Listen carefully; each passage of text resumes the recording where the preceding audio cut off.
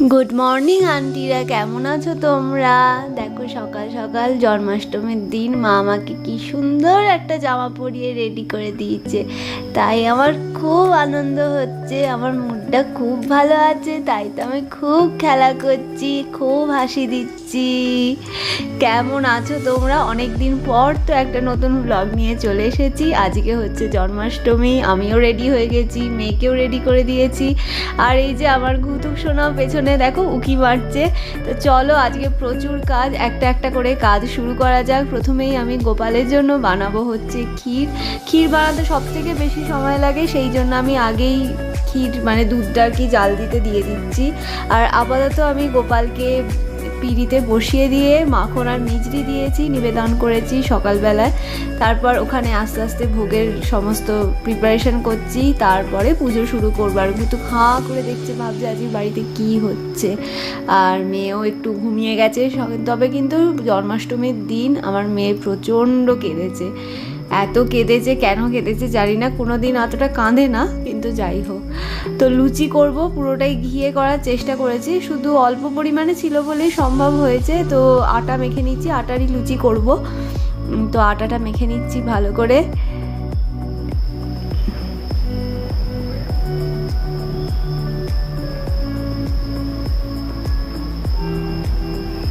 তো এবার আমি সুজিটা বানিয়ে নেব। তো গোপালের সুজি আর লুচি প্রতিবারই আমি গোপালের জন্য জন্মাষ্টমীর দিন করে থাকি। আর সুজিতে যতটাই ঘি দেওয়া হয় ততটাই টেস্ট বেশি হয়। কোনো রান্নায় তো আর কি আমি টেস্ট করে তো দেখতে পারিনি, গোপালের যাতে ভালো লাগে সেটাই চেষ্টা করেছি, যে আশা করি গোপালের ভালো লেগেছে। যতটা নিষ্ঠা সহকারে করা যায় আমি তো আমার তরফ থেকে করেছি। তো সুজিটা একটু কম মনে হয়েছিল, তো আর একটুখানি দিয়ে দিলাম। অনেকটাই সুজি হয়ে গেছিলো, মানে খাওয়ার লোক বলতে তো গোপালের প্রসাদ হিসাবে আমি আর অর্ণবই আছি, তো সেই অনুযায়ী খুবই অনেকটাই বেশি সুজি হয়ে গেছিলো। তো ভোগ যে থালায় ভোগ নিবেদন করব সেখানে আমি সুজি তুলে নিচ্ছি খানিকটা, আর পাশে ক্ষীরও হচ্ছে।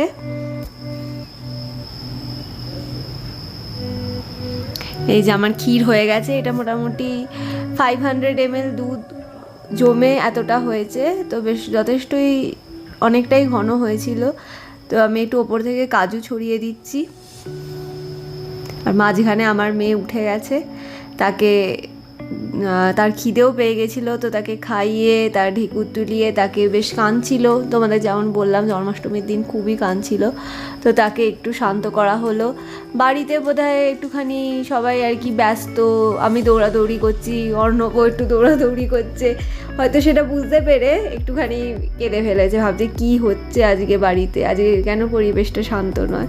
তো এখানে আমি পনির করেছি হচ্ছে একটু ছোটো এলাচ, আলু, সামান্য হলুদ, কাজু, সামান্য একটু নুন দিয়ে আর একটু টমেটো দিয়ে, মানে একদম ভগবানের জন্য যা যা জিনিস ছিল, নতুন হলুদের প্যাকেট, নতুন নুনের প্যাকেট, একটু চিনি দিয়েছিলাম কারণ নতুন চিনির প্যাকেটও ছিল, মানে এগুলো আমি সব আনিয়েছিলাম।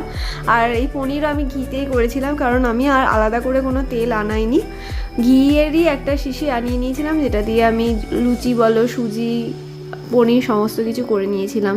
পনির নিয়ে তো বেশ টেনশন হচ্ছিল, কিছুই তো টেস্ট করতে পারছি না, আর গোপালের কেমন লাগবে সেটাও বুঝতে পারছিলাম না। তো দেখতেই পাচ্ছ কতটা সিম্পলভাবে করেছি। তো এবার আমি লুচিটাও ভেজে নেব। এই ঘিয়ে লুচি ভাজা কিন্তু খুবই ডিফিকাল্ট, আমার একটা লুচিও ফোলে না, কেন আমি জানি না। যথেষ্টই কিন্তু ভরে ভরে ঘি দিয়েছিলাম যাতে লুচিগুলো এবারে ফোলে, কয়েকটা ফুলেছিল, একেবারে যে ফোলেনি আমি বলবো না, কিন্তু ম্যাক্সিমামই আমার ফোলেনি। এটাও দেখো আমার ফুলবে না, জানি না, ঘিতে কিন্তু লুচি ভাজা বেশ টাফ, কিন্তু ঘিয়ে লুচি ভাজলে যেটা হয় পুরো ভোগের লুচির টেস্ট আসে। আর লুচি আর সুজি খেলে মানে এত ভালো লাগে, পুরো ভোগের লুচি মনে হয়, মানে ভোগের প্রসাদের তো একটা অন্যই টেস্ট হয়। এই জন্মাষ্টমীর সমস্ত ভোগের প্রসাদও কিন্তু একদম মানে যেমন ভোগের টেস্ট হয় সেই রকমই হয়েছিল। তো আমার ভোগের থালা রেডি হয়ে গেছে, লুচি, সুজি, ক্ষীর আর পনির। কেমন লাগছে তোমাদের আমাকে জানিয়ে। চলছে ফল কাটার বাকি, তো লাস্ট ফল মুসুম্বি কাটছি এখানে, আর আমি একদমই ফল কাটতে পারি না, তো দেখতেই পাচ্ছ সেটা সেগুলো দেখে। আর আমার বড় রেডি হয়ে গেছে, যে আমিও রেডি হলো আমাদের লুক, ও পরেছে ধুতি পাঞ্জাবি আর আমি হচ্ছে শাড়ি। এই অর্ণবের হচ্ছে এই লুক, আমি জোর করে ধুতি পাঞ্জাবি পরিয়েছি, বলেছি একটা দিনই তো পরার সুযোগ পাও, একটু ভালো করে পরে নাও। তো এখানে আমি দুধ, মধু, দই, ঘি আর চিনির মিশ্রণ তৈরি করে নিচ্ছি। এই মিশ্রণ দিয়ে গোপালকে চান করাবো, তারপর একটু গঙ্গা জলেও চান করাবো। তো প্রতিবার জন্মাষ্টমীর দিনই এই মানে আর কি পঞ্চামৃত দিয়ে আমি চান করিয়ে রাখি। তো প্রথমেই প্রদীপ জ্বালিয়ে নিলাম, তারপর একটু গোপালকে দেখিয়ে তারপর এই মিশ্রণ দিয়ে গোপালকে চান করাচ্ছি।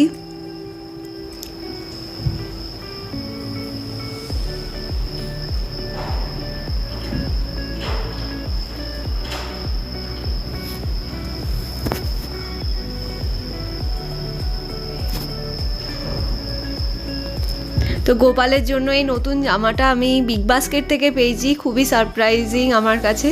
কিন্তু ওই এক পিস জামাই পড়েছিল, মানে এতটাই আউট অফ স্টক হয়ে গেছিলো। আর আমার গোপাল এতই ছোট, এই কোনো বাড়ি কোনো জামা হয় না গায়ে। আর এইবারে যে নতুন জামা পাবো এটাই আমি ভাবিনি, কারণ প্রতিবার আমরা যখন বেলান্দুরে থাকতাম তখন সুস্বাদু ছিল বাঙালি দোকান, তো সেখান থেকে যাবতীয় আমরা জন্মাষ্টমীর বাজার করতাম। কিন্তু এখানে তো সেরকম কিছু নেই। আমি যে সেখানে লাকিলি পেয়ে যাব বিগ বাস্কেট থেকে, এটা আমি সত্যি এক্সপেক্ট করিনি। তো এক পিসই পড়েছিল। মালা আমি পাইনি, এই মালা হচ্ছে আমার আগের বছরেরই, যেগুলোকে আমি খুব ভালো করে কেচে ধুয়ে আবার ইউজ করেছি। ব্যাঙ্গালোরে থাকলে এরকম জায়গায় একটুখানি কনসিডার সব কিছু করেই নিতে হয়। আর এইখানে 5 প্রদীপ জ্বালাচ্ছে অর্ণব, এই 5 প্রদীপ দিয়ে ঠাকুরের আরতি হবে। এখানে আমি ভোগ নিয়ে আসছি আস্তে আস্তে ঠাকুরকে নিবেদন করার জন্য। বেশ আমি টেন্স ছিলাম ওই টাইমে, আর গোপালের কেমন লাগবে সেটা ভেবেও খুব টেন্স ছিলাম।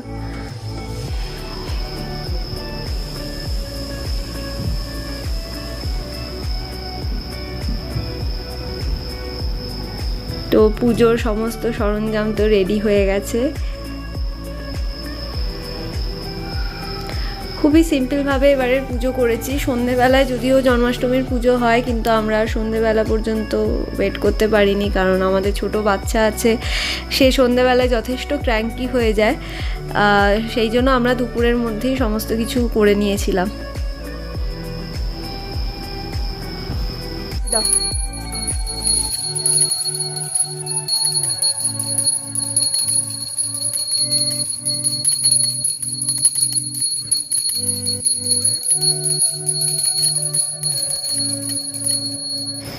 এখানে আরতির শেষে অর্ণব ঘুতুককে আর বুবুলকে একটুখানি আরতির তাপ দিয়ে দিচ্ছে। এখানে দেখো বুবুল ঘুমোচ্ছিল, উঠে গেছে। একটু ঠাকুরকে প্রণাম করাবার জন্য অর্ণবকে নিয়ে যাচ্ছে গোপালের কাছে, গোপালের সামনে। ওরও তো একটু জানা দরকার যে বাড়িতে কি হচ্ছে, সকাল থেকে কেন বাবা মা এত ব্যস্ত। আর বোনকে পেয়ে ঘুতুককে তো দেখেইছো, একদমই ছাড়ে না। আর আমাদের ডাক্তার যবে থেকে বলে দিয়েছে যে ঘুতুক কাছে যেতে পারে, আমরাও আর খুব একটা আটকাই না। তো এখানে আমরা পুষ্পাঞ্জলি দিচ্ছিলাম, ইউটিউব থেকে মন্ত্র বার করে আমরা দুজনে মিলে সেই মন্ত্র ইউটিউবে দেখে পুষ্পাঞ্জলি দিচ্ছিলাম। আর বুবুল কাঁদতে শুরু করে দিয়েছে সেই পুষ্পাঞ্জলির মাঝেই, বিশাল চিৎকার করে মহাযোদ্ধা নাম রাখে ভীম মহাবল, দয়ানিধি রাখে নাম দরিদ্র সকল, বৃন্দাবন চন্দ্র নাম রাখে বৃন্দাদূতি, বিরজা রাখিল নাম যমুনার পতি। তো পুজোর শেষে আমিও এবার একটু রেস্ট নিতে বসেছি। তো পরের ব্লগ খুব তাড়াতাড়ি আসবে। আজকের মতো এখানেই টাটা।